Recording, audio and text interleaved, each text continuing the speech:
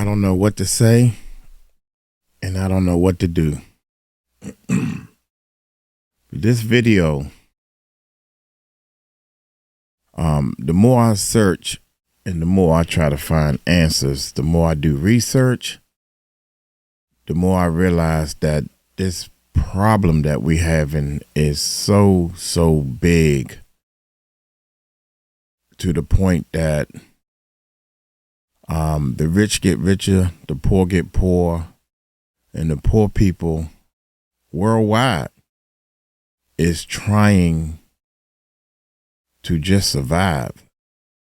And one way that they survive is by selling their kids and putting their kids into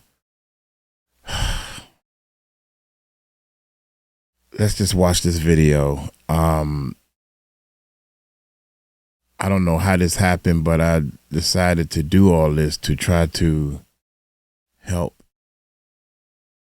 people in any kind of way. I'm trying my best to help people in some kind of way. So I'm hoping that this video doesn't get blocked. I'm hoping that the capital, the money that we raise on all the channels, can help in some type of way, man. I mean, I don't have all the answers. I'm just a little person with a big heart, I guess. Let's just play the video before the tears come down my eyes. I haven't been asleep. It is exactly 3:30. So without any further ado, we might have to do a lot of editing on this, but let's pray while we watch this.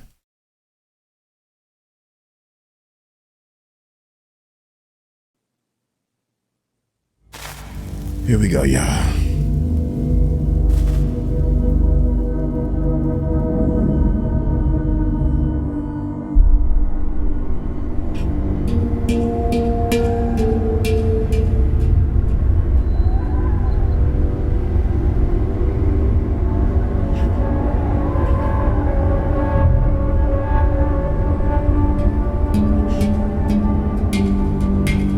I was first introduced to the issue of human trafficking, hearing the story of a 15-year-old girl who was violently abducted from in front of her house and forced into sex slavery. I soon found that this wasn't an isolated incident, but rather a growing trend. As I learned more, I became deeply burdened over those trapped in this nightmarish existence. Determined to fight this great injustice, I set out with a couple friends on a journey across 4 continents to discover the reality of modern-day slavery. Our mission? To unveil the global sex industry, to expose the injustice hidden in the shadows, and to bring back the redemptive stories that inspire hope for true emancipation. My name is Benjamin Nolo, and this is Nefarious, Merchant of Souls.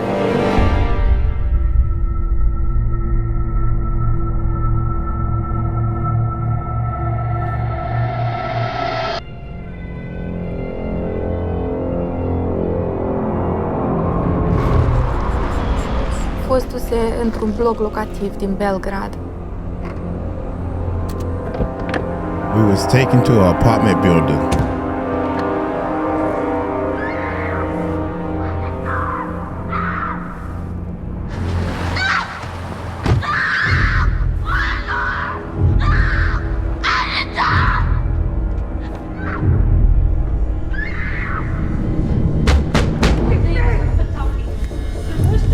Pretty sure the neighbors know what's going on. If you're just hearing this over and over again, the owners would come and yell at us to get ready. I'm gonna read the footnotes just in case. La noi și striga să ne pregătim, că vin cumpărătorii. The buyers are coming. So the girls are getting ready. They're getting themselves together.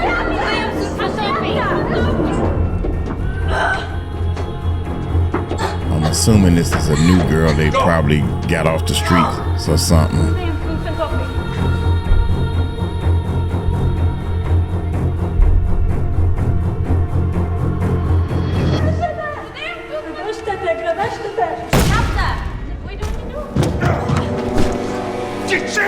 Nu sunteți gata!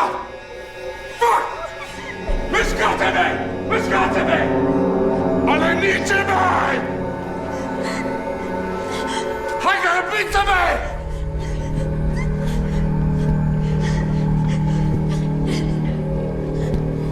Acești oameni puteau sosi At all hours, these men will arrive. la orice oră. Și noi trebuia să And we would have to take off our clothes. ne dăm hainele jos și să stăm în fața lor. And stand in front of them.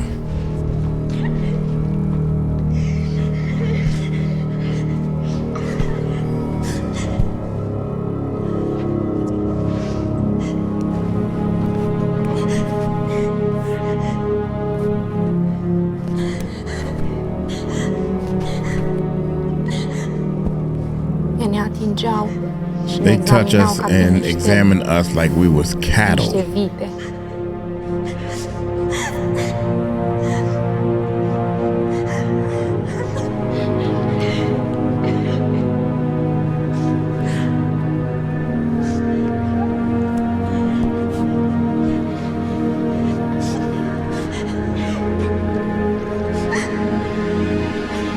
Uneori ne duceau într-o cameră Sometimes they took us to a să room vadă cum ne comportăm din punct de to vedere see how sexual. we perform sexually.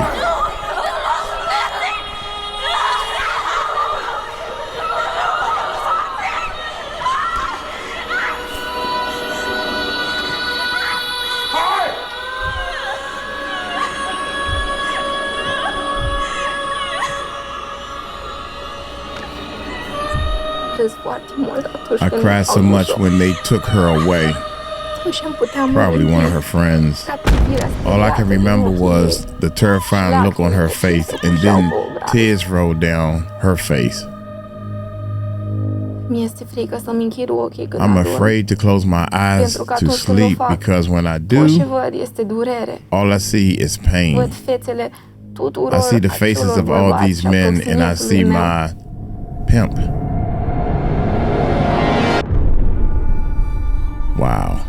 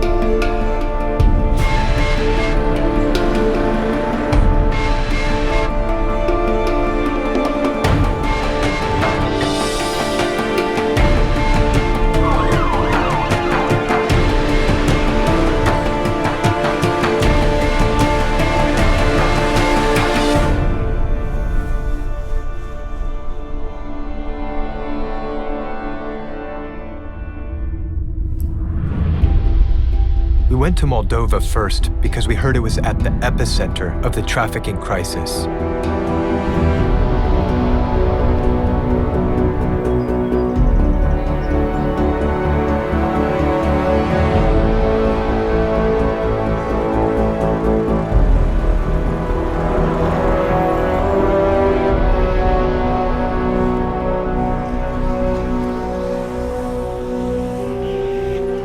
This is a country where 10% of the population has been trafficked.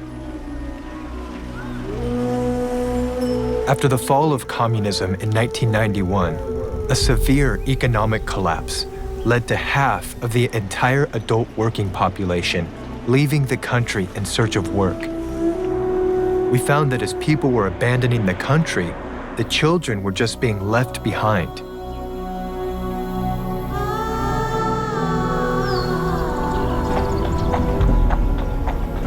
This created a massive social orphan crisis. Many of these desperate children were winding up in orphanages where corruption runs rampant. We talked to investigative journalist 𝗟𝗓𝗡𝗞 about this. He spent years in Eastern Europe documenting this crisis. The serious problem here is that so many directors of orphanages and assistant directors of orphanages know that these girls are going to age out, and they tell traffickers who are waiting at the gates. But no one cares about the orphan, because no one knows. We actually had a chance to meet up with a girl named Anka from a safe house for victims of human trafficking, and she explained what was happening from the inside. Și spune o sumă mare de bani să grămădim și ne spune la fete că dacă voi vreți să sară The orphaness I'm sorry, y'all. I'm trying to get myself together. The orphaness director. Wait a minute. And she explained what was happening from the inside.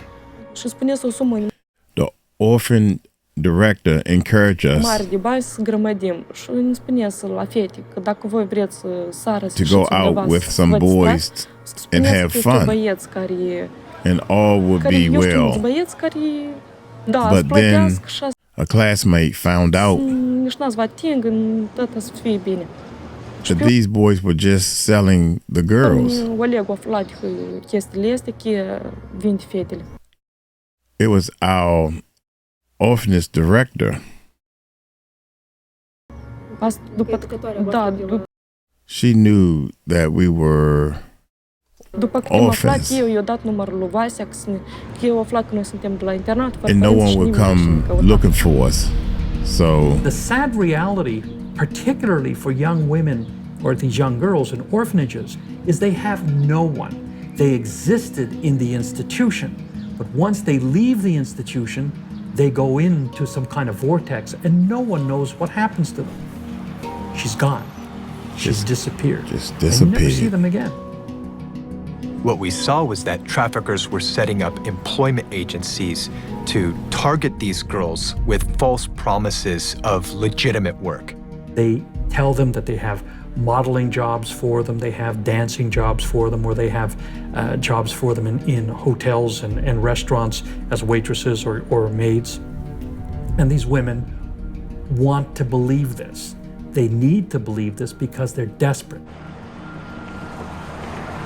Cu ambele s-au comportat foarte frumos. Pe urmă, el odată ne-a întrebat pe noi dacă nu vrem să plecăm la Moscova. Și noi l-am întrebat să lucrăm acolo. El a zis că el lucrează, păzește un magazin, dar noi să lucrăm, îi trebuie să niște fete să lucrăm noi în magazin acolo. Da, ca vânzătoare și acolo. Dar ne trebuiau bani atunci pe mine. I'm sorry, y'all. I forgot. Cu ambele s-au comportat foarte frumos. Okay. Pe urmă, A man once asked me if I wanted to go to Moscow, el odată ne-a întrebat pe noi dacă nu vrem să plecăm la Moscova. Și noi l-am and I întrebat să asked lucrăm acolo. him El a zis că el lucrează, to work. He said păzește yes. un magazin, dar noi Is a god at a retail store, să lucrăm, îi trebuie să niște fete să lucrăm but they need some girls to work there. noi în magazin acolo. Da, ca vânzătoare. As sales ladies, yes, as sales ladies. Dar ne trebuiau bani. I need the money for my exams, Atunci pe mine n-avea nici și m-a ajutat și îmi trebuia la examen. Și m-am gândit, and I thought there was no one to help me. poate și bine, dacă eu nu-i prindesc So I began to trust him. Eu îl întrebasem chiar pe dânsul, eu zic, Vasi, tu n-ai de gând acolo să mă duci? Do you intend to take me there and sell me? So I guess she's asking the question, y'all. We're going to break this all the way down for real. Și să mă avinzi de el și He assured me. Adică fetele astea How could lucrează you acolo think that? și n-aveau să spui că ceva se întâmplă sau... We are working. Oh, man. I knew. I read you slow, y'all. Do you intend to take me there and sell me? Pe dânsul, eu zic, vai, tu n-ai de gând acolo să mă duci și să mă vinzi de el și... He assured me. Cum? How could you think that when many other girls Că fetele astea lucrează acolo și nu aveți să spui că are working there se întâmplă sau... and would have Să ia să told facă you acolo if it să was vezi. okay? Adică din vorbele lui. Și eu chiar m-am gândit că așa eu am vrut să I believed him because I wanted to make a life for myself. fac viața, poate și cum. Everybody wants a better life for themselves, so they sell you a better life. Oftentimes they come pouring in, unaware of the hell that they're going to be entering. Other times, they'll just look at a young woman and say, we want her, we know she's not going to come, of her own free will, so they'll abduct her. They'll just take her.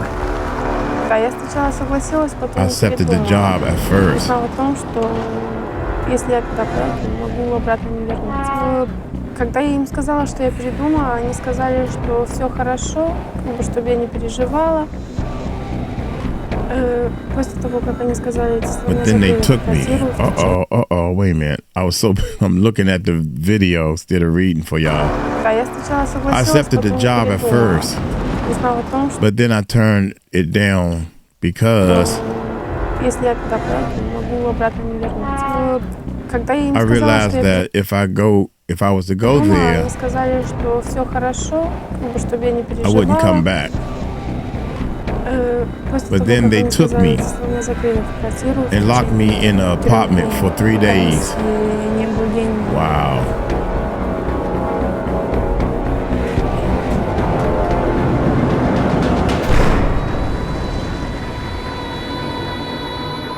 Они мне дали там They gave me a little bit of food, something to drink, and 2 pills that caused me to be silent and not aggressive. Я в один день пришла в себя, и When I woke up, я хотела убежать. I tried to run, Они меня как бы ударили. but they hit me and said, И if you try сказали, it если я еще again, раз буду пытаться как бы if you это try to run сделать, again, то we would они know знают, что со мной to делать. do with you. If a girl would try to scream and shout or something like that, I know that I would do my utmost to shut her up. You just think of how much money this girl can make me. Wow. And you don't care what she needs to go through in order to get it. Organized crime is just anarchy. They don't recognize any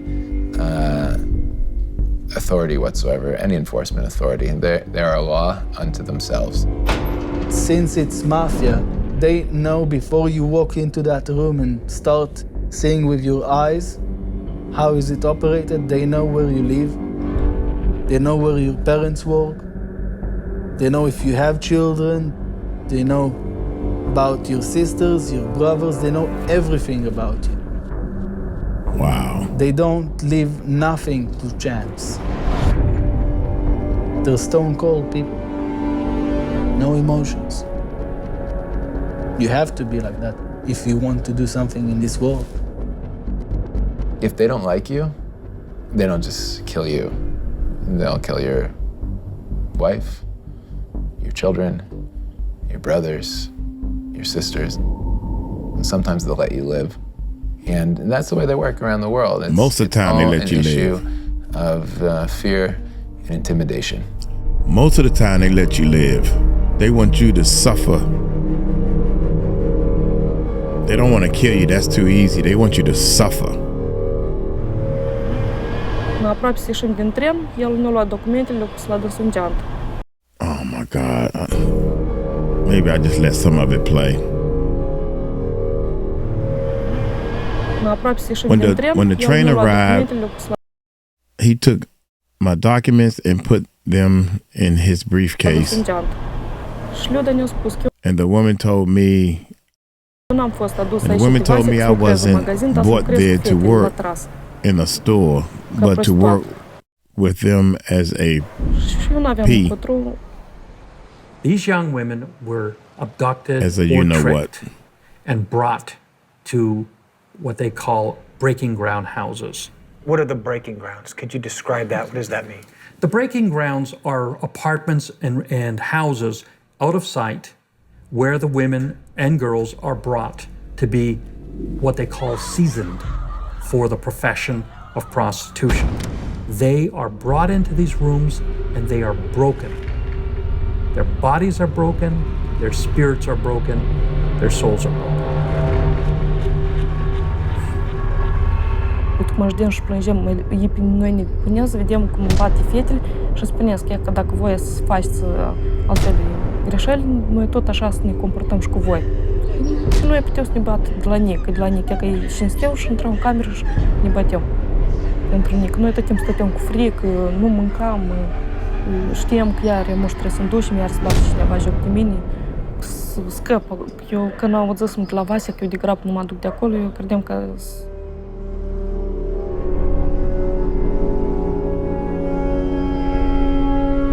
Sometimes at 3 o'clock at night, you get a phone call. There will be a car waiting for you in 10 minutes. You never know the location where they keep them. You walk into a room that is set up just like a fashion show, with a stage. You sit, you take your seat, lights go off, lights on the stage turn on.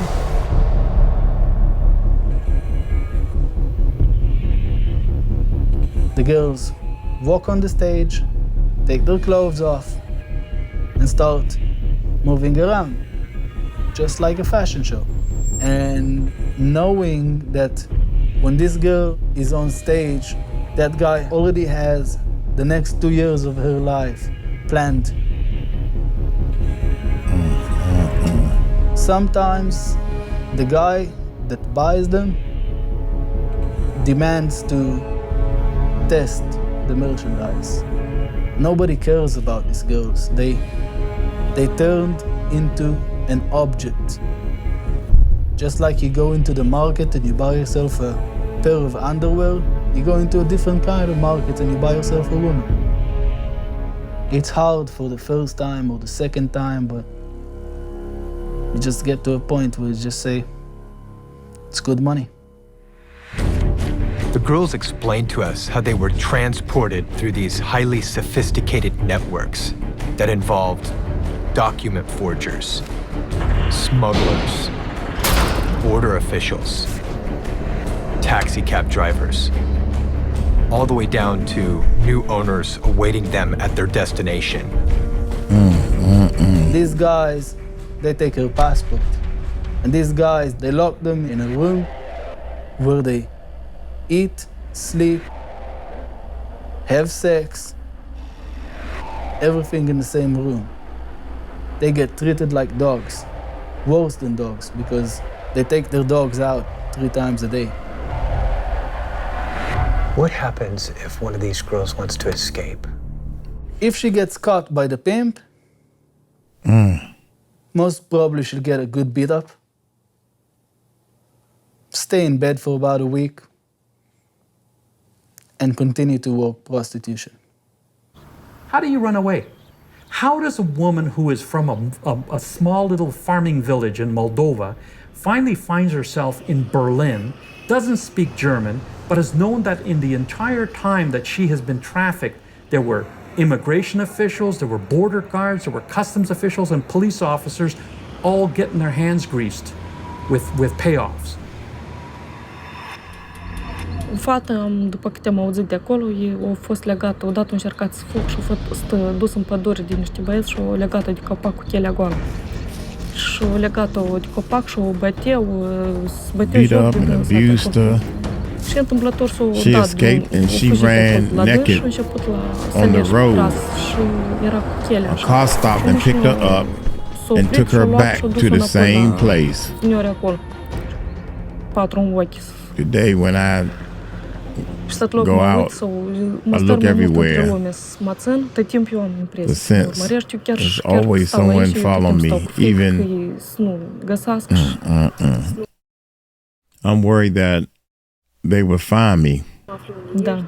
I'm very worried about that.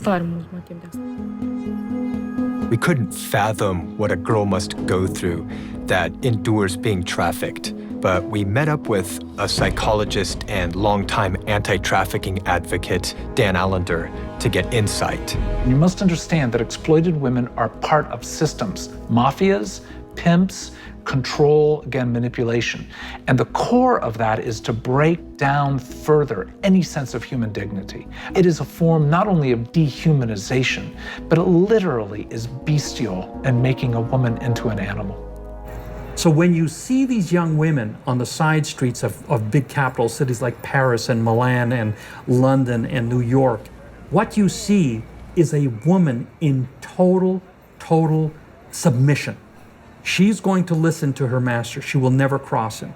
And what we see when we look at these women is the gaudy clothes, the cheap makeup, the stiletto heels, the come-hither smiles, and we just write them off as whores, prostitutes that are not worth a moment of our pity or a moment of any thought. One of the things that really amazed us over the course of our travels is that we saw Eastern European girls everywhere we went, from Israel to Turkey, Dubai, Southeast Asia, back in the US. We saw that they were being exported all over the planet to be used in prostitution.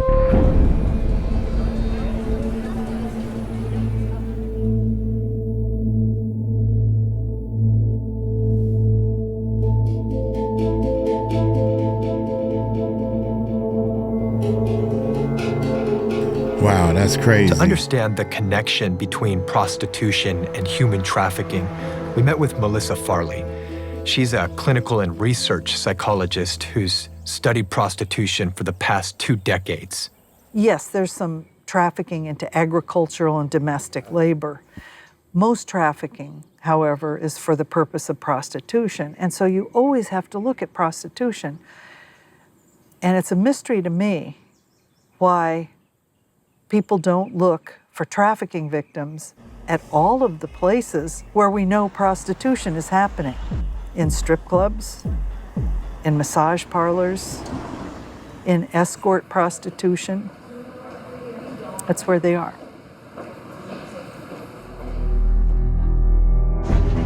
We wanted to follow the path of a girl who was sold into prostitution, so we traveled to Amsterdam, which is the most famous legal market for prostitution anywhere in the world.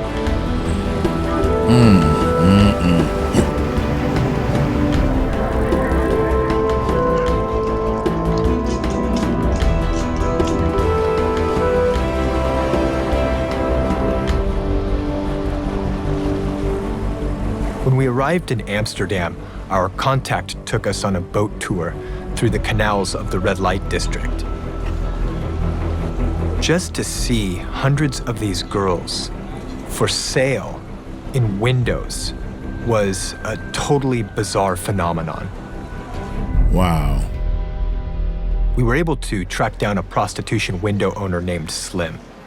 He'd been working in the red light district for a couple decades, and we were able to talk to him about what was going on there. Now this is the operation room or the sex room, what he said. The girl, the customer can wash himself here, and the girl there, and here they do and here are the bed. Normal they got towels for me, a bed sheet, and here is the panic button. The first time when I walking here, I was also walking with my mouth open a bit. After a couple years, it's normal. For you, it's a business? Yeah, usual business. Wow. You call a company and you ask if you the favorite type, what you like, if you want dark or brown, or you ask it, and the girl come to you. It's like you order a pizza, something like that. You can compare it. What type of girls are there that work here? Different. At the moment, we have a lot of girls from East Europe, and especially from Hungary, Bulgaria, Romania. But we are allowed to rent rooms to 27 countries. Most of the girls we had seen in the windows were from Eastern Europe. We couldn't help wondering how many of them had actually been trafficked here. When we tried talking with them, the only words they knew in English were how to give a price for sexual services. But we talked with Denise, who was formerly sold behind the windows for 9 years. She's selling her body, she gets her money for it. That's what she wants. So if you will have a problem, it's her own fault. That's what most people believe. She's prostituting, it's her own choice. Is it really a choice? No. No. Not even, there's not even one girl who really wants to sell her body. All the time, they have to put on this act and have to watch out at the same time for the people who are watching them to give their money away. Because most of them have pimps, and they all have a story. Every girl who is working here has her own story.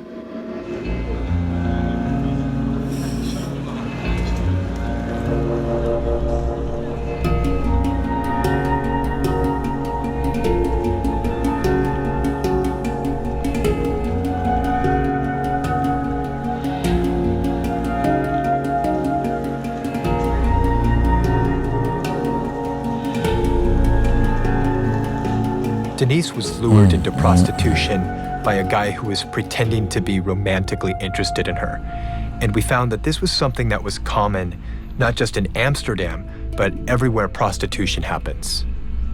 I promised myself, if I will meet a lover boy, I make sure that he will never catch me, because I'm not that stupid. But I fell in love with him and started to live together with him. But only because of the fact that he told me, you're so special, you're so beautiful, I love you so much. Until the moment that he's telling you that he has some financial difficulties and that it's maybe possible by prostituting your body to make these little problems go away. Wow. Why do you think the girls want to work here in the red light district? A lot of them do that for economic way. They need the money because they at the moment they cannot find work, not normal work. At the moment it's also difficult to find a job at the moment. The girls who are forced to work in prostitution, they don't earn any money, none at all. So all the money that's earned in this business is profit for the criminals behind it. From one day to another day, waking up, go to my window. He made sure that there were people around me who were watching after me. Having between 20 or 30 customers every day, from morning till evening late. Getting beat up by him at the moment that I had not enough money. Thinking about getting away from him, escaping. Thinking at the same time, if I would jump out this window, I will break my leg. You care about the girls that work here? Yes, I care very much about the girls. They have alarm in the room, they have my private number, if they have my number, so they can call me if there is something strange or before there is something, or before there are problems, they can always call me. So in the legal brothels where they do have protections, they are told, whatever you do, keep your hand very close to hitting the panic button. Really? I thought this was a safe brothel. Why do you need a panic button? Is it a safe working environment for them? Here, especially in the windows, is safe. There was a girl, I think, stabbed a couple doors down here recently. What happened there? The police is still investigating. Hoe Hoe zeg je, de politie is nog steeds aan het onderzoeken. They're still investigating this case. He know what happened. Is there organized crime here in Amsterdam? I don't want to say that everybody who works here is clean. I cannot say that. The mayor of Amsterdam, 𝗟𝗓𝗡𝗞, has recently closed down half of the red light area in Amsterdam. The reason for this, he said, we can't control organized crime. Now, this is a system of legal prostitution that cannot control organized crime. He's right. You cannot control organized crime. In fact, legal prostitution is like setting out a welcome mat for pimps and johns. There is no difference between legal and illegal prostitution. Pimps and traffickers are in both locations, and these are not guys who are interested in the normal social values. These are thugs and criminals, whether they're called legal pimps or illegal pimps, they're the same people.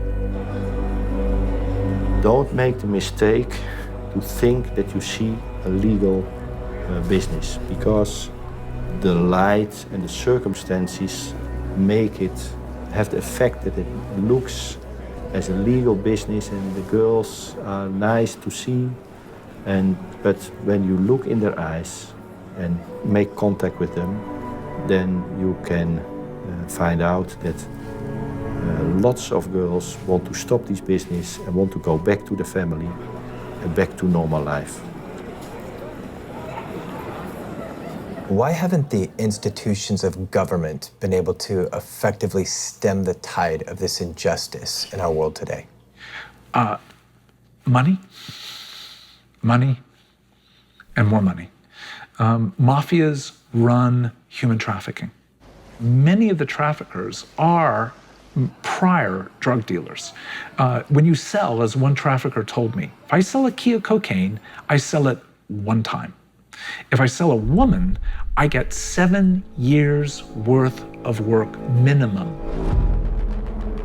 I sell her time again and again and again. So in that sense, it is a business, monetary matter. Well, no mafia anywhere in the world can exist without fundamental government support. So where you're looking at the interplay of corruption of governments, whether it is high officials, whether it is police, law enforcement, again, this is an issue that we just can't be naive about.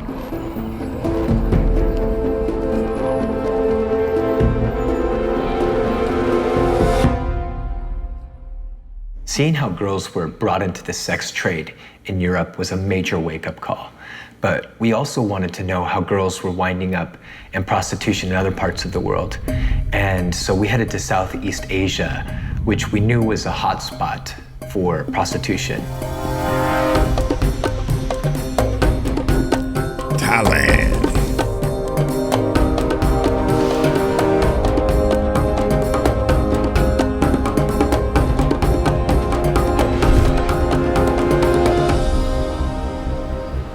The first thing that strikes you when you get to Thailand is the beauty of the country.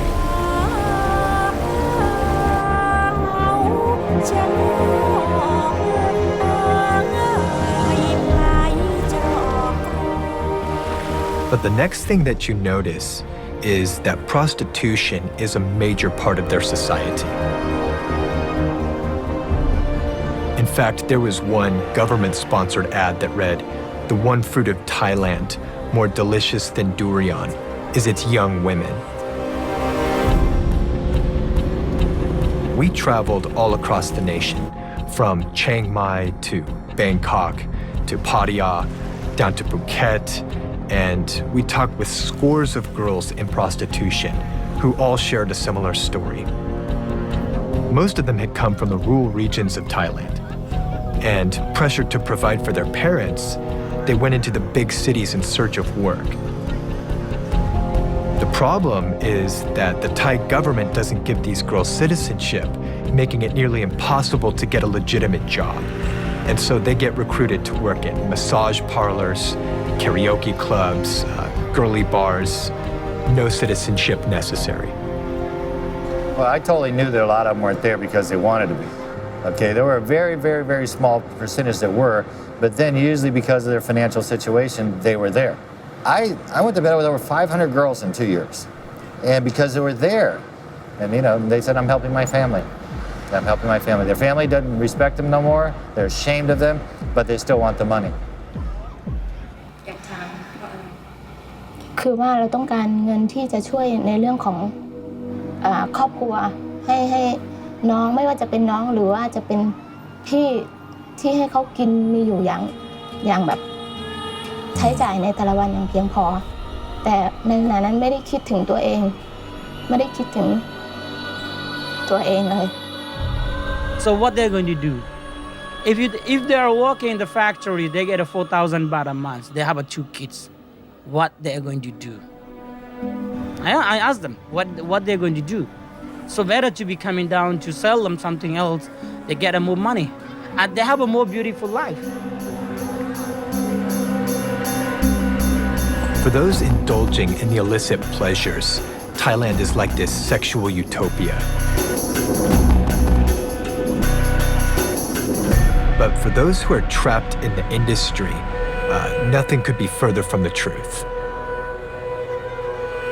ส่วนมากผู้ชายแสดงออกยังไงส่วนมากก็ให้ไม่ก็จะจับตามเนื้อจับตัวอะไรน่าจะรู้สึกว่าเราเป็นสินค้ามากกว่า Do the girls enjoy it? Do they like it? Oh, it should be, yeah. Every time when I'm sitting in the bar, they're quite happy. So it should be they like it. That's why they come and sitting around everywhere. Should be they like it. Should be they like it. She drunk. I think initially we had a very narrow conception of what constitutes human trafficking. But being in Thailand, we began to see a broader injustice occurring in the sex industry. These girls hadn't been abducted or physically forced into prostitution. Yet their social conditions had virtually removed personal choice from the equation. We met up with Lauren Bethel to talk about this. She's a known expert in the field and worked with girls in the sex trade in Thailand for 14 years. I've defined trafficking as the exploitation of vulnerability in any situation. It's the exploitation of vulnerability of economic dysfunction. It's the exploitation of vulnerability of sexual abuse.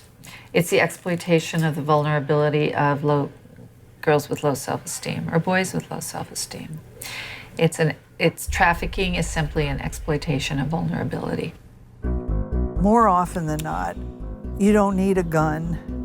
You don't need to physically drag someone from point A to point B to control, exploit, and use them in prostitution. You simply need to take advantage of the factors that already compel women into prostitution. This was really a defining moment for us, where we realized that victims of the sex industry extended beyond those who had just been trafficked in the classic sense, to all girls whose vulnerabilities had destined them for prostitution. Some of them people, they come in looking for the young girls. It means they're being a village. They're being a very poor village and pay the money from the family and get it from the village. But it's not. This is the way it's situation is mostly some few country in the village. If someone they be in a village and they like it and they can talk to with the family because they don't understand any situations, no English, nothing. So just pay I like your daughter. I just pay them maybe 100,000 baht, so they can buy and pay the parents. Yeah. Let's say it's a buy from the parents.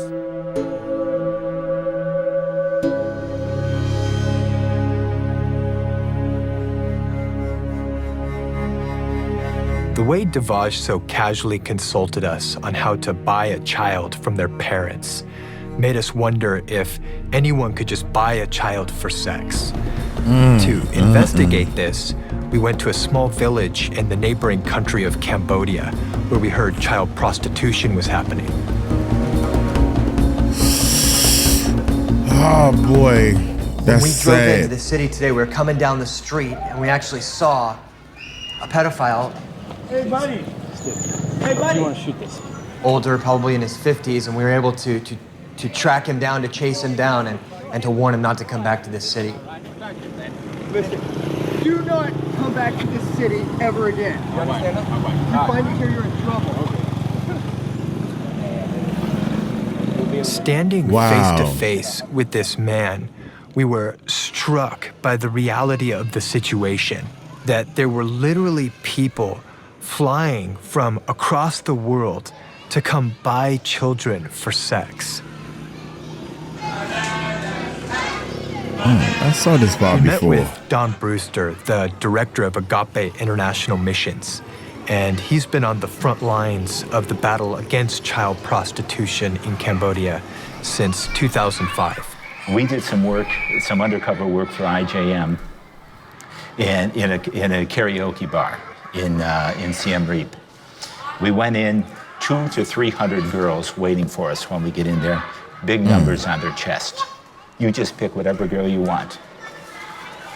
And it's a weird feeling. It's almost like the girls don't know how to feel. Like, please, oh God, don't pick me. Versus, if you don't pick me, how am I going to have any money? How am I going to take care of my family? You know, I mean, it must be hell that they have to go through. But you walk into the place and the manager comes up to you and he says, I want you to know, when in the karaoke room, you can do anything you want to the girl. I mean, you can touch her, you can kiss her, whatever you want to do, but you can't have sex before you negotiate a price. Now you get into this karaoke room, gigantic flat screen TV, a high-tech karaoke system with over 2,000 songs in English, 6 cordless mics, beautifully appointed, private bath, 80 rooms like that in this place. This guy owns 8 places like this. Wow. That's 16 to 2,400 girls. And we estimate, and we're conservative, that at least a third of them were underage. So you choose your girl, you go to the room, and a woman comes in to police the room. But people would think she comes to protect the girls.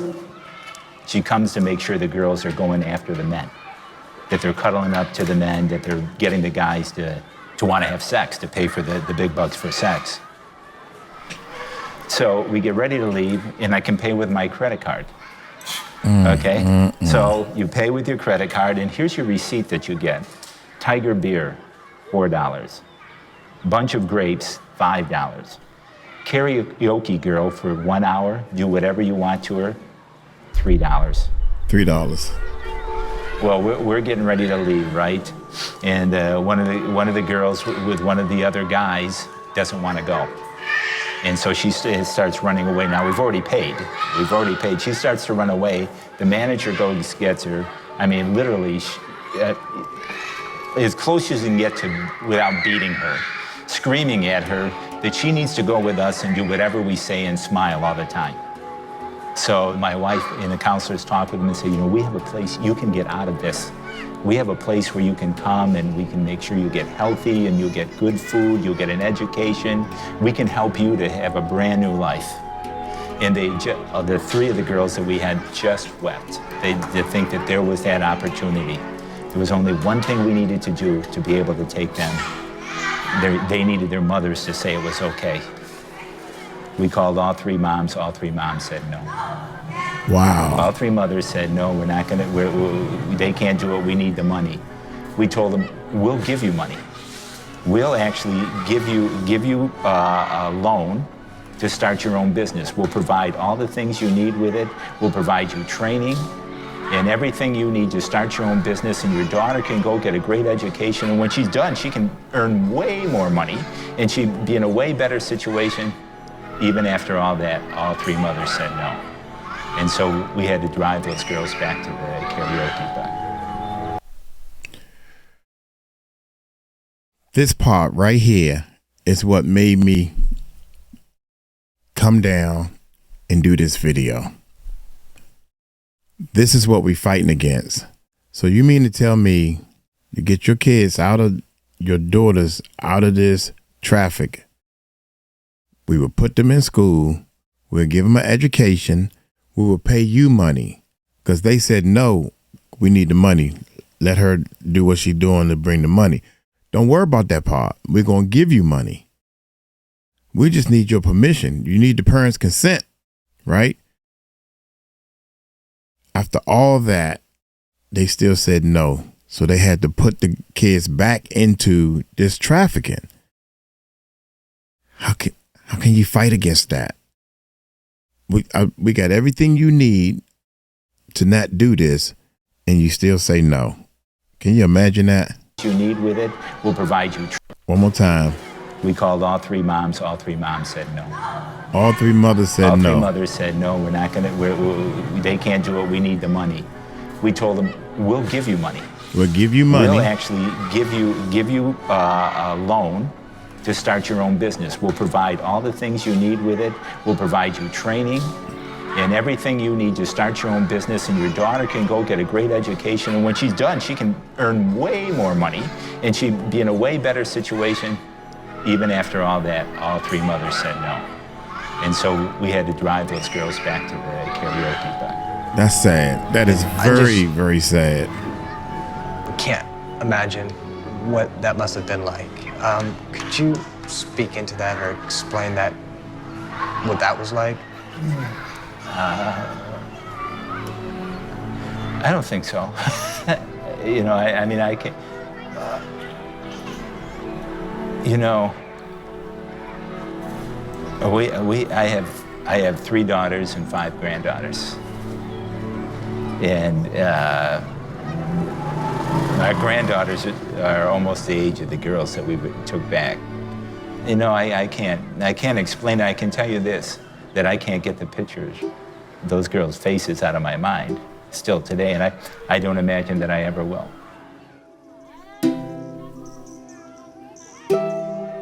We could see that poverty had been an underlying factor driving girls into the sex industry. But what we didn't understand is how a parent could sell their own child into sex slavery. So we talked to Helen Sworn. She's been investigating and combating trafficking in Cambodia since 1999. So we carried out a research, and many people said, you know, the reason that those communities are selling their daughters is because they're the poorest. It's about poverty, it's about poverty. So we said, well, let's go in there and really see what's happening in those communities. But we saw in some of these communities, it wasn't actually the poorest families that were selling their daughters. It could be some of the families that wanted to sell them for more luxury items like mobile phones, televisions, that kind of thing. But across the way, there's 6 men that sit there every day, smoke cigarettes, gamble, and drink beer all day long. From 10 o'clock in the morning to 10 o'clock at night, that's all they do. You say, well, how can they afford to do that? Because they all traffic their daughters. They'll sit there, they could work, but they don't work, and they traffic their daughters every single day.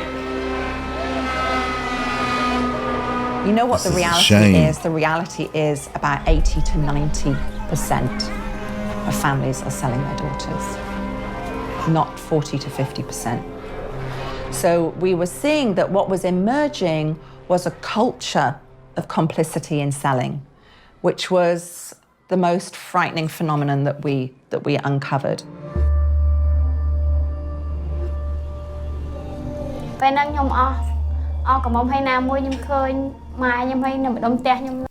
My mother and a lot of women in my neighborhood were S workers.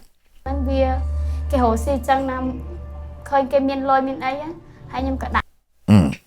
missed it. Change it so fast. I saw that they were able to make a lot of money. So I decided to become a sex worker too, so that I can give that money to my mother. What began to happen in communities, if a woman was expecting a baby, if she had a baby girl, they would say to her, you've scored the jackpot. It's okay because you've had a girl. And now if you have financial challenges in your life, you've got this security asset. And if you need to, you can sell her. And people would say, well, they can't love their children then. How would any mother, you know, be complicit in the selling of her child? She must hate her child. She must not think anything of her child. We had a girl in our center, aftercare center, his family lived here. And so we bring him back for family visits, a supervised family visit. And when I would come with her, she and her mom would, you would swear her mother loves her deeply. I mean, she would weep when she saw her, she'd hug her and kiss her, but she trafficked her every day before she was rescued. You know, and I talked to these 6 pastors individually, these 6 Vietnamese pastors, and I said, I just don't understand it. How can that be? How can you tell if the mom really loves the daughter? And all 6 of them individually said to me, well, was she trafficked locally or away? If she was trafficked away, that means they don't really love her. But if they traffic her locally where they get to see her, that means they love her. It's their culture. I mean, how can you understand that? It's the way people was born and raised. How did you feel when you were being peed?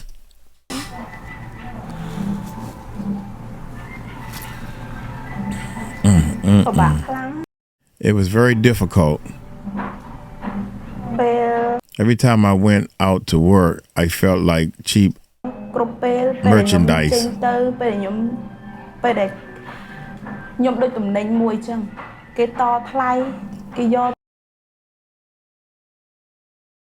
They betrayed me. They betrayed it for me, used me however they like, and then give me money. Deep down inside, I was tormented. I was suffering.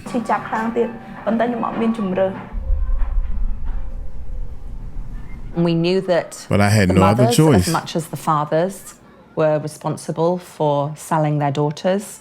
We also knew that those daughters, for them, it was about an honor relationship with their parents. So because their parents had brought them into the world, they then had a debt honor to pay back to their parents for bringing them into the world. So we were seeing that some of these girls that were approaching adolescence were actually grooming themselves, knowing that they were going to be sold. They'd seen it happen to families that were around them, so they knew what was happening. So they would groom themselves because they wanted to honor their parents. For them, See, if that's the parents tradition. could get more money for them, wouldn't that be a greater sense of honor for them as a daughter? If we walked around and I pointed to the girls, I don't know if I could point to 10 girls that aren't being trafficked. The truth is, it's not, you know, again, look at that little girl out there. If she was your little girl, would you sell her? If you didn't have enough food, would you say, oh, I can afford to get rid of her so I can have food? You know, you wouldn't do it for food. You wouldn't do it for medicine, right? So I mean, that whole idea that poverty is an issue really takes a big leap. How could that really be an issue that you choose your daughter? You choose to sacrifice your daughter.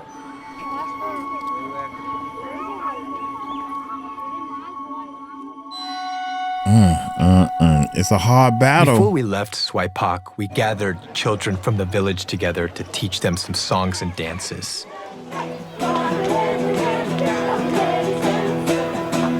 And right as we're doing this, a pimp pulls up on a moped, and he's angry because he needs to get one of these children out for a client who had come into town.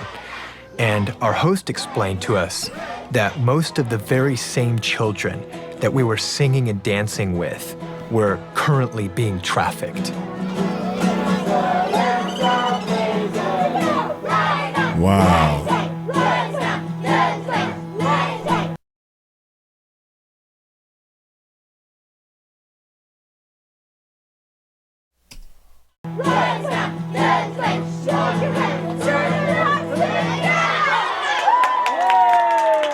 Wow.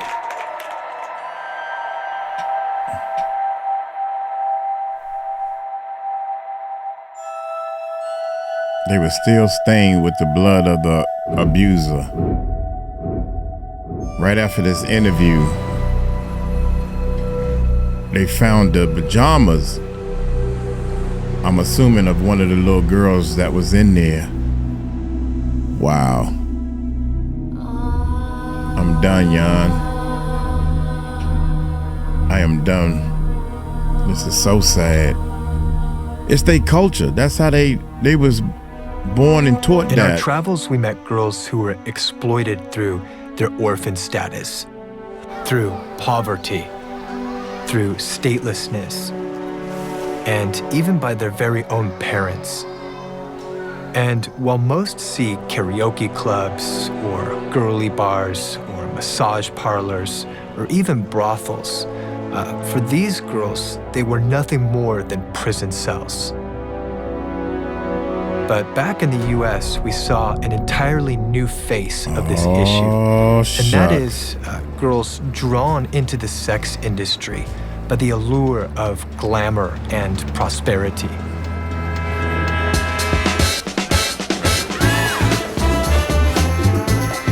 United States, y'all. Las Vegas. Here we go now. Here we go now. I got off the plane and I looked at the strip and I was like, oh my gosh, there's famous people in those casinos. And I'm gonna meet somebody that's a millionaire and I'm gonna get married to him and I'm gonna take all their money. I'd watched the movie Pretty Woman and I was like, well, gosh, look at her. You know, she's beautiful and she's making money and, you know, she's meeting guys and she fell in love with this guy and she's living in this nice hotel suite and has everything she wants and she's falling in love. Man, I need to become a hoe. That's what I thought. So that's what I did. To understand the draw of glamorized prostitution, we met with Annie Lobert. Annie spent 16 years as a high-class call girl in Las Vegas. I sold my body to a Japanese man. So, and it was real easy to do, by the way. People ask me, what did you feel like? Empowered. I felt like, wow, if I can do this with every guy I meet, I'm gonna be a millionaire pretty soon. It was like, woo, Pandora's box, like Lord of the Rings, putting on that ring and just going, oh, power, money, you know? And I thought all my dreams can come true. I can go to college. I always wanted to go to college, couldn't afford it. So I chased that lifestyle. I wanted the glamour, I wanted everything that came along with it, and I thought that it was the cool thing to do because everybody else was doing it. My mom was a prostitute. My grandma was actually a prostitute. So I just thought, you know, this is what I'm destined to do. This is what my life is supposed to be. You go out there and you walk around the casinos and you look for single guys or a group of guys. They're kind of just walking by themselves, looking lonely, and you just, anything to start up a conversation. Hey, do you know what time it is? You know, anything. And, you know, they eventually, you know, get into the subject of, hey, you want some sex? A lot of ladies like to fornicate, like to have sex, you know, just like us guys. And so, you know, just to make a little humor here, I mean, if a woman wanted to pay me and I was attracted to her, I would, off the record, I wouldn't mind doing that too. When you first start off doing the it, record. it's exciting, What's off the it's record? glamorous, it's like, wow, I got power. And you get stung eventually, whether it be 6 months, 1 year, 2 years, 3 years. Once you get beat up a couple times and threatened with your life and you almost lose your life. I experienced nothing like Pretty Woman. It's totally, totally different. The real world, it's totally different. It's all an act. In the course of my nearly 30 years as a prostitute, I got to know hundreds of prostitutes, and I can honestly say I don't know one person who enjoyed it. We talked with Helena Evans, who gave us a sobering glimpse behind the veneer of prostitution. She was on the streets at 14 and wound up in prostitution for the next 26 years. One particular night, I was in a car and we was going out into the country. We were supposed to be going to my house, and then he took a detour. I said, where are you going? And he wouldn't answer me. And I thought, oh, this is pretty weird, you know? And I said, listen, stop the car, because I'm going to get out. He said, you're not going anywhere. There's only one place you're going tonight, and that's hell. And I could tell the way he said it, that he was really serious. And I tried to open the door, and I couldn't open the door. So I started kicking him, because he was driving. And so I started kicking him, and I was trying to get my foot over to press the lock to open my door. In the end, I ended up opening my door, and we were in the middle of nowhere. He was a big guy, I'm a woman, and we started this wrestling. And honestly, it's awful when you know there's somebody who really wants to kill you. And I could feel my strength leaving me. And because first of all, I was punching him, then he put his hands around my neck, and I began to get all dizzy. And I thought that I was going to die, and I really cried out to God. And thank goodness, this car came along. And this was an absolutely deserted road. Normally, a car would not come along. And this guy just drove off. He was later sent to prison. But that, most of us have stories like that. I've been held hostage at gunpoint, raped, robbed, strangled, beaten up, everything by customers. So they're not all good. Did you ever feel an element of fear from any of these girls? Like they were afraid? Mm-hmm. Yeah, several times I would feel that they were definitely afraid of what they were involved in, but they just had to do it. It's like a job. Most people don't like their job, but they have to go do it to pay their bills. So it became like a job to them, something they had to do. After you see him, good gracious. Even the people who promote prostitution will put out helpful fact sheets on how to avoid getting killed. They don't say it exactly that way, but they put out a fact sheet that says, well, when you go into a hotel room when you're servicing a John, drop something on the floor and kick it under the bed so you can look under the bed and see if there's a gun or handcuffs there. Don't wear a scarf because that can be used to strangle you. Don't wear super high heels to an escort out call because you can't run fast enough. Now, this is information coming from people that are promoting prostitution as a good job. One of the stats we dug up from prostitution research and education was that women in prostitution had a mortality rate that was 40 times higher than the national average.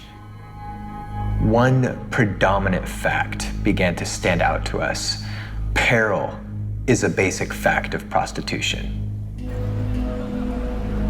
But we wondered why anyone would endure the same abuses day after day when they could simply choose to leave prostitution at any time. Why is it so difficult for girls to get out? Because they're pimps. It's so difficult for girls to get out of it because they're brainwashed. And it's all that they've ever known.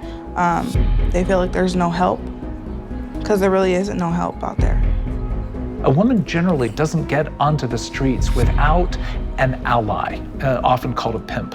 And that person is controlling her, shaping, often providing her with drugs, but also with violence. Every time that I got out of pocket, I got beat down for it. And we're talking like brutally beat, where I couldn't work. I woke up to a gun being cocked in my mouth, and it just scared me so bad. He had me call my family and say goodbye to them. And then, I went back to him after a while because I felt like, that's just who I'm supposed to be with. That's supposed to be, this is what my life is. No woman is on the streets because she just likes sex and/or wants money. This is a system of utter manipulation. It's a system of exploitation, manipulation, threat, violence, but all fundamentally under the fear and deep sense of shame that I have no value. He knew I was leaving a couple different times, and he'd come home and do this, I call it psychopath warfare, to get me to think that he was gonna kill me.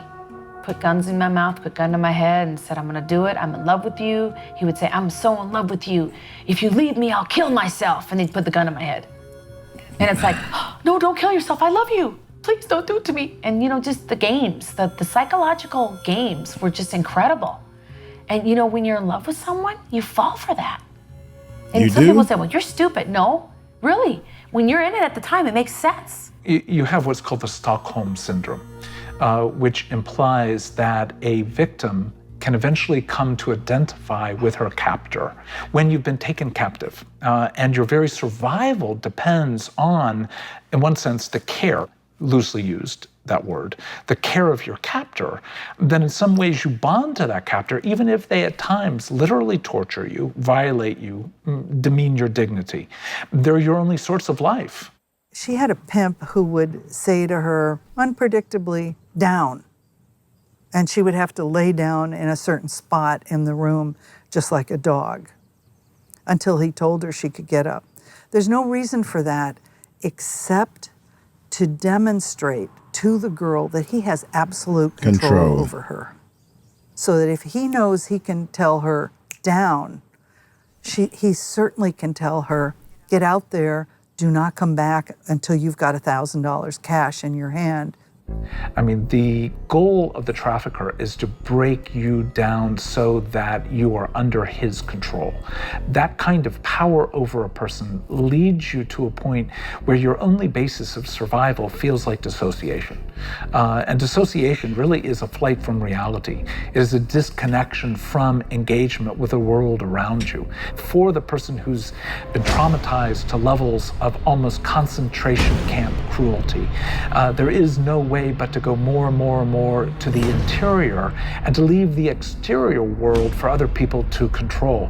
It's almost as if the soul dwindles and literally gets more and more and more invisible.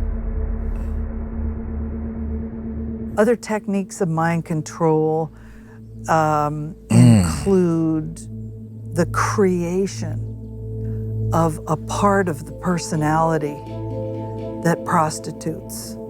So that there might be Jeannie, who's the young woman who has a kid at home and girlfriends in high school.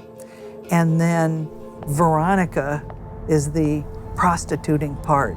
And because you can't prostitute without splitting part of the self psychologically, that Veronica is deliberately created by pimps.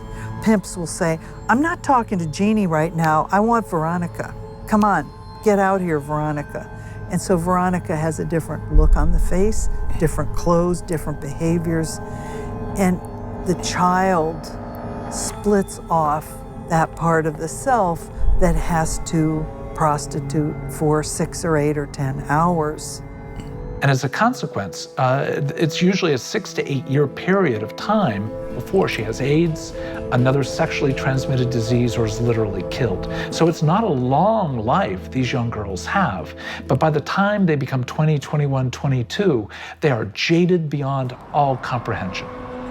I've got friends right now that don't even want to continue, that are working in the sex industry, that are so sad right now, that are so hooked on drugs, that are so devastated with why they've done what they've done. And all their tricks think they're having a great time. It's I would call it the greatest acting job in the world. The last stage of prostitution is absolute despair, depression, depravity, lost. You're at this tunnel with no vision, dead end, and you're like, where do I go from here? I've wrecked my whole life. And you realize everything that you thought that you could make from prostitution was just all like a mirage. It's like you were chasing it and chasing it and chasing it, but you never came to it. Advocates of prostitution often employ the term choice to imply that those who are working in the industry are free and empowered. And on the surface, we saw girls who appeared to have chosen this lifestyle. But the more that we listened to their stories, the more we began to see a pattern that preceded this so-called choice. Why do you think so many of them are winding up in that situation? I think it's because a lot of them have my type of background. I've spoken, I suppose, I mean, it must be near on 100 girls, probably more, about their past and everything, and like nearly all of them has been sexually abused. In fact, I can't think of one that hasn't. Sexual abuse is probably one of the core factors for how a woman gets onto the streets in a position of being exploited, and that's across the world. abuse is a phenomena where in the US we're looking at 1 out of every 3 women, 1 out of every 4 men. But in terms of prostitution, you're looking at 95% of the people who are in those exploited positions have a prior history of being violated. One pimp actually said, "You know, I have to thank those dads. They're the ones that started her out in her training, and I just picked up where the dad or the stepdad or the neighbor left off." There's a lot of truth in that, a great deal of truth in that. The sexual abuse of children in the United States and in every other country is a horror that most of us fail to acknowledge and address. And it's not a stranger in a trench coat on the playground. It's a family member or a friend who's doing the sexual abusing.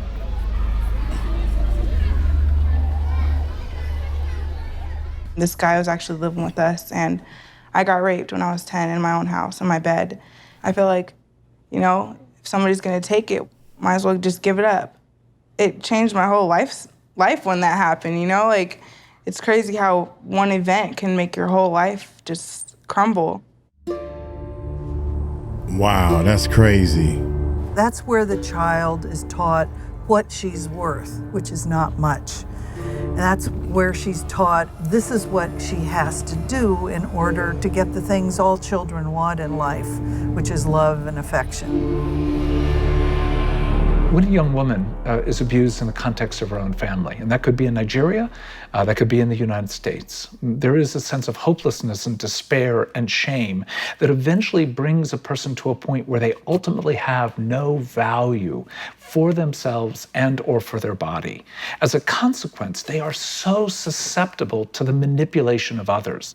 When I was about 5 years old, I was regularly abused by a family member who used to come home drunk, and often in a blackout he would get in bed with me thinking that I was my mother. When I was 14, a man offered me money, and I couldn't believe that somebody would actually pay for it when they could just take it from me, because I didn't think I owned my sexuality. I thought I was there for the taking, and for anybody to steal this from me was perfectly okay. And when somebody offered me money, I was like blown away. I mean, it wasn't a small amount of money, not to a 14-year-old, you know. And that's how many children start in prostitution. The average age of entry into prostitution is 13 to 14 years in the US. We came to the conclusion that there's really no way you can qualify a person's choice to enter prostitution when most have a background of sexual abuse and have entered prostitution underage. In most cases, from what we had seen, it wasn't so much an issue of girls choosing prostitution as it was prostitution choosing them. I hear you. I hear you flipping it.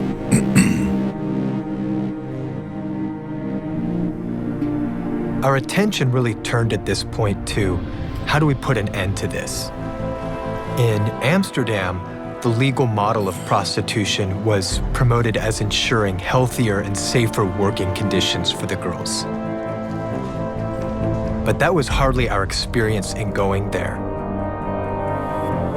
However, in Sweden, we heard about a progressive form of legislation that was making great strides at eradicating sex trafficking there.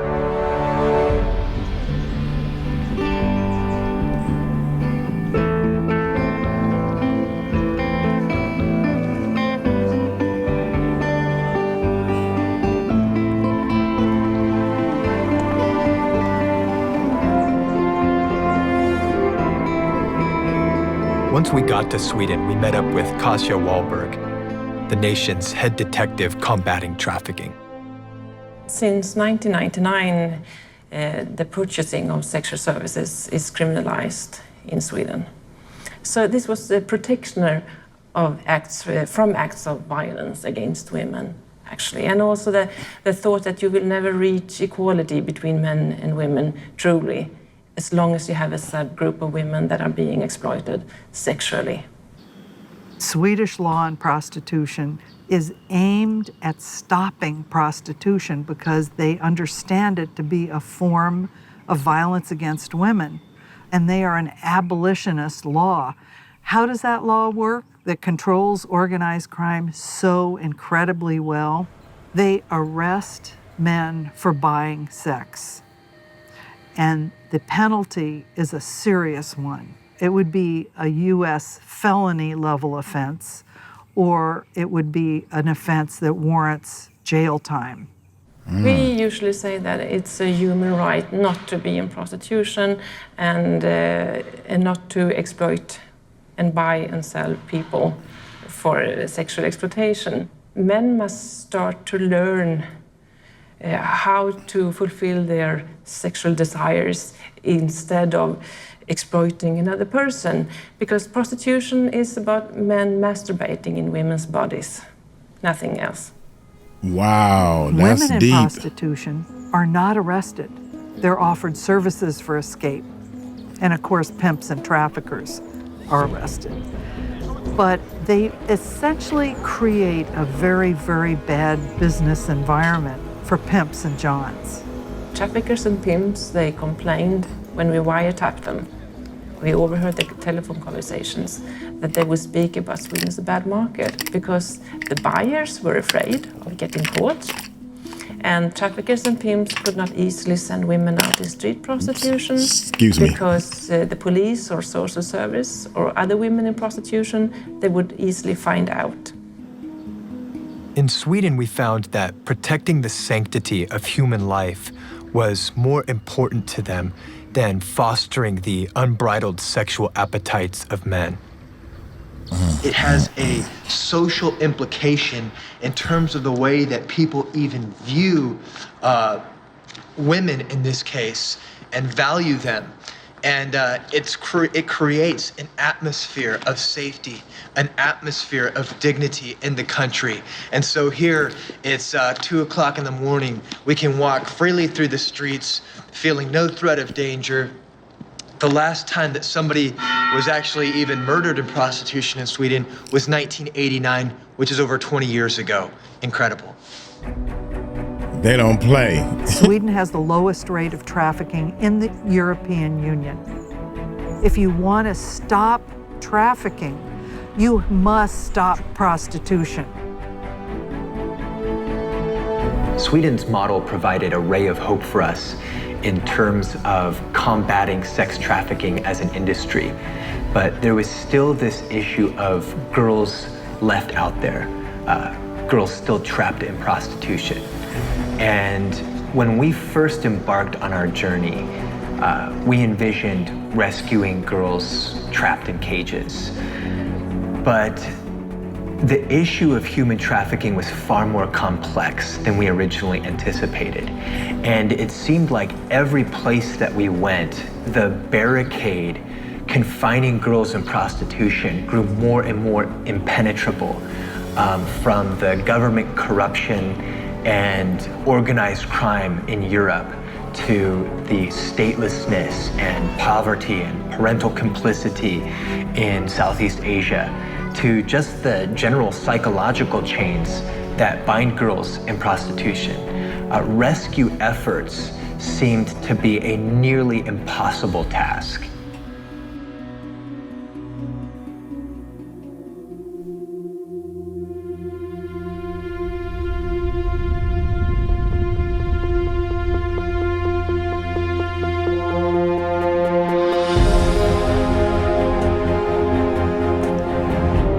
In the last couple of years, 3 years actually, the anti-trafficking police, NGOs, 3 NGOs, have worked in 𝗟𝗡𝗞. They've spent hundreds of thousands of dollars, and they've rescued 1 girl. You know, people say education. If we just educate them, if we just get them good jobs, if we do development, well, hell, millions of dollars have been spent on both, and the situation continues to get worse. I mean, what proof do we need? Does education and development solve evil in the West? I mean, what has that done? Nothing. We have all the evidence in the world that education and money does not get rid of evil. It isn't a money and education issue. It's a moral, it's a spiritual issue. What we began to realize was even a greater challenge than rescuing the girls was restoring them once they'd been rescued. In fact, we found that most girls, even after they've been rescued, still suffer with nightmares of their former life, which makes coping with everyday life pretty unbearable. How many women do you know that have been brutally abused who never leave therapy? As a former pastor who did counseling, I can tell you most of the women continue in counseling the rest of their life. And they'll tell the story in detail and they'll talk about this is where I have a problem at, because I'm learning. On our live chat, we talk about this all the time, and they say, well, Mike, you don't understand because, and they right, I don't understand because once you get out, if you get out, get away from the people, you should be okay. Because that's how my mind thinks. And I'm learning. That's why I'm doing all this, because I'm actually going through a college of my own. And I think they're right. I think I'm having a breakthrough on this one video right here, to be honest, because he has actually said that, I mean, imagine you dreaming because you've been tortured so bad. I don't know what that feels like because I've never been tortured or hurt. Coping with everyday life pretty unbearable. Unbearable. how many women do you know that have been brutally abused who never leave therapy? As a former pastor who did counseling, I can tell you most of the women continue in counseling the rest of their life. The rest of their and life. They'll tell the story in detail and they'll talk about it, but they're thinking. In thinking, really, you could change that word to faith. What they really believe doesn't change. And to really change that, it takes more than a counselor. It takes more than the words of a staff that's going to come alongside the girl and say, you're really good, this is good. Because remember, the world out there, the world they live in, are telling them they're trash. What was really going on inside? I hated myself. I hated myself so much, and I started to think that my mother was right about never accepting me like her daughter, that it was not worthy to live anymore. There's only one thing what it does. It destroys your body, it destroys your life, your thoughts, your heart especially. That's what you start to feel and truly spiritually believe in your heart, that you are just a whore, that you're just a prostitute, that you're no good, that as soon as you get older, as soon as you get fat, as soon as there's a wrinkle on your forehead, that no one's gonna want you. And regardless of you getting paid, no money is worth the disgrace and the shame and the destruction that it does to a woman's heart and soul. It is devastating, trust me. I knew that there was something wrong. I felt almost subhuman, and I was very ashamed. I was frightened to tell anybody that I couldn't feel love, or I couldn't feel compassion or anything like that, you know, because I thought there was something wrong with me. What was so tragic is that many of the girls who had been rescued were retreating back to prostitution just to regain a sense of normalcy. Why a woman would choose to stay in a situation where she is being abused. Why is that? Even when they're offered alternatives, why? Why would they choose to stay? And I've often said that the abuse that we know is sometimes better than the future that we don't know. We know by the statistics that you take a girl out of prostitution, 96 out of 100 within a year are back in it, unless deep, profound care over a lengthy period of time is provided to be able to begin to restore that sense of dignity and future for that child. I'd rather not ever do it again, because I felt like every time I sold my body to somebody, I was selling my soul. Every time I worked, it was just a piece of me is going every single time, and I was tired of having that empty feeling inside of my body, inside of my body, you know, inside of my soul. You know, like.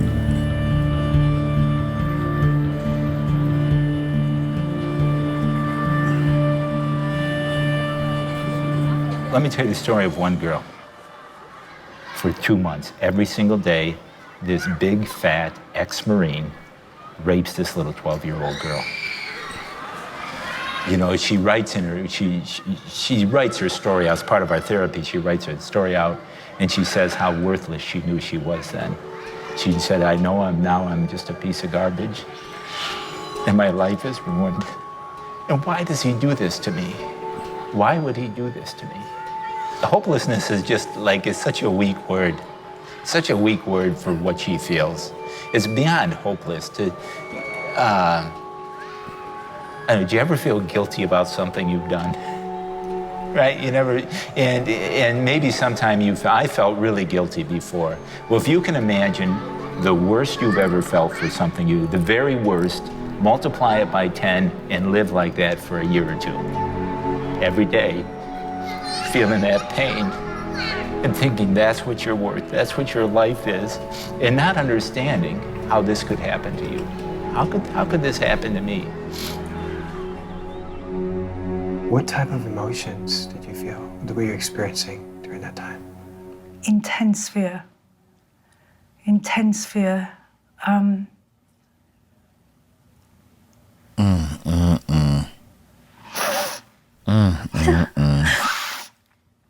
A real rejection. Of feeling totally unloved. Unwanted. Uncared for. I just felt totally lost within myself.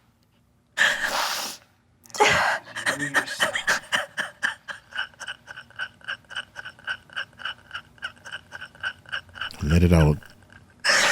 Let it out. Please let it out. Oh my God, y'all.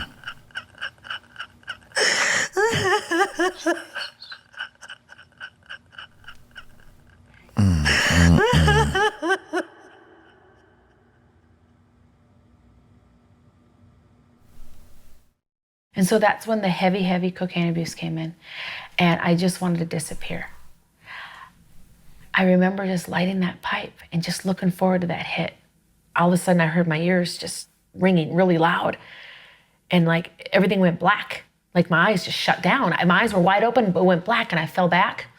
And I was having a heart attack. The pain in my chest was like, my heart was going, and it was like, I felt like somebody was stabbing me with a knife in my heart, but I couldn't see anything. And all I could remember was that, there was nothing but blackness around me. And just, I realized, crap, I'm dying. I'm dying. And all I could remember is Jesus. That's all I could think about was God. And I saw my life literally flash before my eyes. And as I called upon his name, I just said, Jesus, Jesus, I'm alone. I'm sorry. And come and get me. Save me from myself. I'm sorry. And all I could do was like say sorry. I'm sorry. I'm sorry. I was a prostitute. I was so ashamed. And the ambulance came. They took me in the hospital. And the doctor came over and said, do you know how lucky you are? Amen. You have a lot of drugs in your system, lady. And you're allergic to narcotics. And he's like, God's with you. And I knew that Jesus heard my prayer. I was in such despair and desperation. I would really cry out to God, And then one night, he appeared to me in a dream. I would go into this beautiful garden, and sat on the bench was the Lord Jesus. And I would go to him, we would sit, and we would just talk about, I don't even know what we spoke about, but he never, ever once condemned me. I said, Jesus, I just want to see you. I want to know what you look like. I don't care about the movies I've seen. I just want to see you. I want to talk to you, I want to see you. And so he granted my request. I had a dream of him one night. And he came to me, and he didn't look anything like any picture, any person I've ever seen before. He was the most handsome man I've ever seen, beautiful. And he came to me and went this close to my face and looked into my eyes and read me from a baby until my perfect age that I was, everything I've done, didn't say a word to me and looked at me with love in his eyes like, I love you.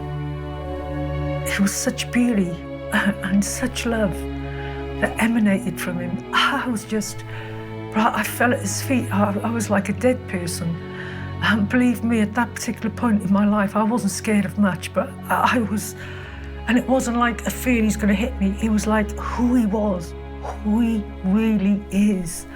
And I fell at his feet and I just cried and I said, Lord, I'm so sorry for what I've done. And when I got up, he'd say, Helena, I'm waiting for you. And wow. So beautiful, so gentle, so gentle. God can do it for you when you ask for him. You gotta ask for him, sincerely ask for him. And that went on for about 6 months. I was always waiting for him to say a harsh word or condemn me, but he didn't. He said, I love you. You're healed, you're whole, you're delivered. And just like this fire was lit in me. And I just started to weep. And I just realized, God loves me. No matter what I've done, no matter all the mistakes I've made, no matter how many people I've hurt, he still loves me. And he can make something of my life. To think that he took me, I was nothing. I was when he found me, I was laying in a bed. I hadn't had a bath for a year. I was covered in abscesses where I'd skin pop stuff, I'd missed veins, I'd cut myself.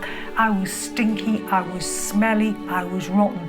And he took me and he made me something beautiful. And to me, that is so wonderful. That is so worth giving my life to. And I just think he is so wonderful. And I don't want to stop talking about him because my heart just fills with joy. And I just want everybody to know about him, you know? I mean, it's just amazing. You think he loves you? Oh, I know he loves me. Amen. Amen. When you know it. I know he loves me. And it's real. Oh my God. He's jealous for me. Love's like a hurricane. I am a tree bending beneath the weight of his wind and mercy. When all of a sudden I am unaware of these afflictions eclipsed by glory, and I realize just how beautiful you are. Nursing school. Amen. It's a happy ending to the story. Okay, she gets rescued. She comes to us. And she begins to realize that she is a child of God, that she's a princess, a daughter of the king.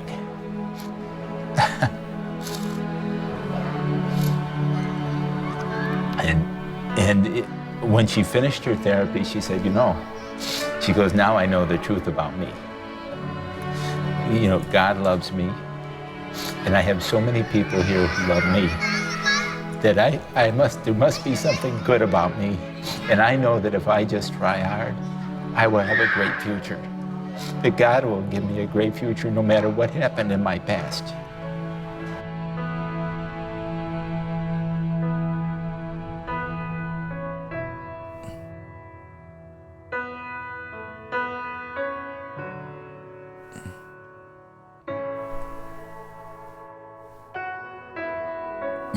God made it possible for me to get out of this world. He's loving me even though I was selling my body, even though I was destroying my body as many times as I could do at that moment. But his love is so unconditional and he still loves me every day. Every day.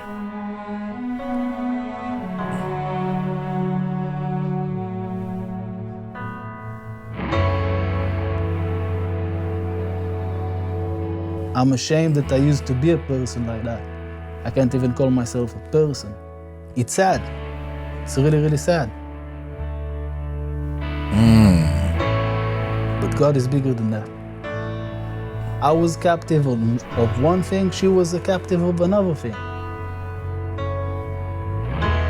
But God wants to set the captives free.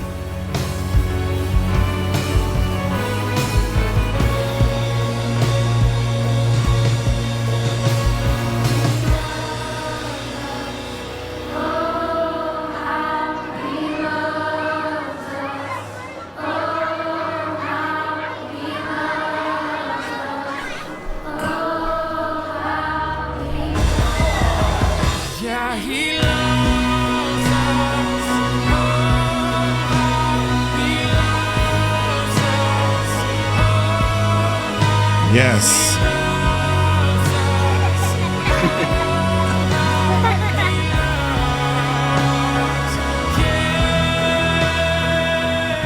Having reached the end of our journey, it became very clear that a new one was just beginning. Our eyes have been opened to our world in a way we have never seen it before. The people we met, the faces we saw, and the stories we heard have made us different and changed the course of our lives. We have been struck with a wound that we pray we never recover from. Famous abolitionist William Wilberforce once said, "If to be feeling alive to the sufferings of my fellow creatures is to be a fanatic, then I am one of the most incurable fanatics ever permitted to be at large." In addition to his tireless legislative work, we looked at 3 things Wilberforce did that were so effective at combating slavery. Number 1 is prayer. He understood slavery to be a spiritual battle, and he paved the way for abolition through prayer. The second thing was awareness. He thrust the injustice of slavery into the conscience of a nation. Third, he gave money. He was a generous financial supporter of the efforts to combat slavery. The crisis of modern-day sex slavery does not need interested observers. It needs incurable fanatics.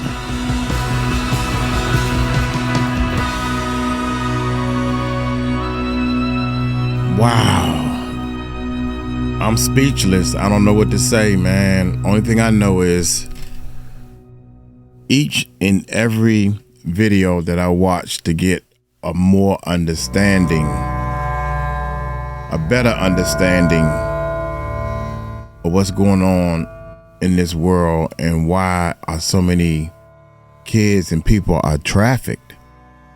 Why so much violence is going on. And the answer is money. I mean, the rich get richer, the poor get poor. So y'all hit that subscribe button, hit that bell. I'm sorry, that's what I was supposed to say in the beginning. I'm so turned around. I am so, oh my God, man. It's 5 o'clock in the morning and I have not slept. I've been up all day and all night studying and watching this stuff and trying to figure out a way to help people. I've been trying to figure out a way to help people. So y'all put in the comments below. Whew, God dang, man. Y'all take it light, take it slow. Hey, tell them Uncle Mike told you so. If you want to help in any kind of way, the Music Recording Network Live, we're putting together a CD.